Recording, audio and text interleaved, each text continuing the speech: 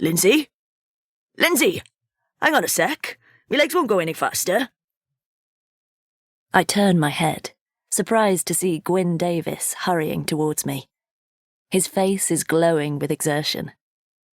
Setting down the wheelbarrow, I idly kick some stray gravel off the path and back onto the border while I wait for him to catch up. Gwyn manages the forestry team here at the vineyard, and he also oversees site security. His time is split between juggling work schedules and whizzing around the extensive grounds on his quad bike, managing the crew and making inspections. I got something you need to hear. Gwyn huffs and puffs as he draws to a halt, pausing for a second or two while he composes himself. He mutters something in Welsh beneath his breath, before fixing his gaze on me. I thought you were in the forestry outpost, he bemoans. I'd have driven up if I'd realised you were out and about. No one talks about Gwyn's limp, or the fact that it's getting steadily worse. He's a proud man, and at 61, he's as keen as any 30-year-old, but a car accident in his early 50s damaged his knee. For a while now, walking long distances over uneven ground has taken a visible toll on him. If his dear wife were still alive, she'd have laid down the law to him, but he refuses to ease up. Oh, so you're not chasing after me to give me a hand with the weeding? I jest, unable to suppress a broad smile.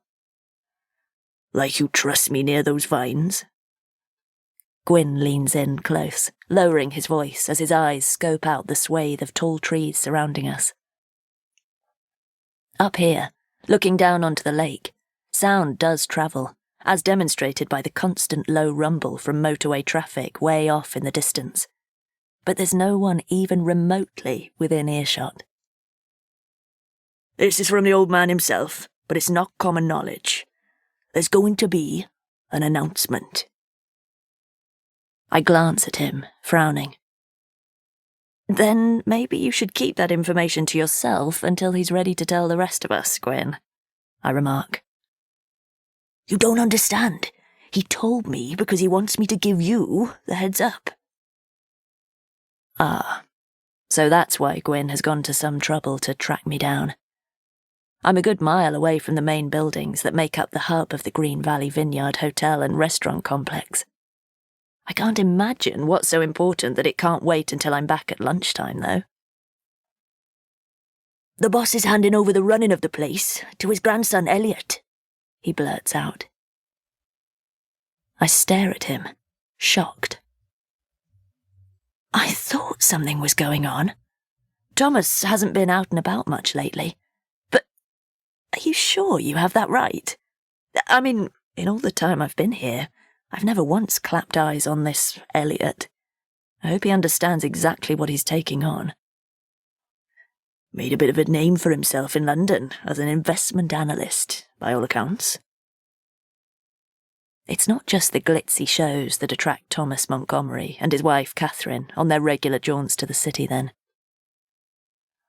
Oh, well, hopefully he'll do what he does best and leave the rest of us to get on with our jobs. We might have to kit him out when he does the tour of the estate, though. An expensive suit and leather shoes won't stay clean for long.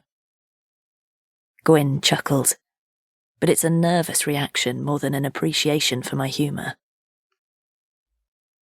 Thomas will no doubt give him a warning not to upset you. There ain't anyone else around here willing to talk to the precious grapevines, Gwyn states, quite matter-of-factly. When I joined the vineyard forestry team 9 years ago, I was a 23-year-old, desperate for work. I'd recently moved back to the UK after 5 years living and working in Tuscany. Through a mutual acquaintance, Thomas approached me to come here to this beautiful spot in the verdant countryside of the Welsh valleys to nurse some sickly vines back to good health. However, when I arrived, there was a level of scepticism among my colleagues about my ability to do the job, not least because people tend to equate age with experience. The fact that I also talk to the plants didn't help my credibility either.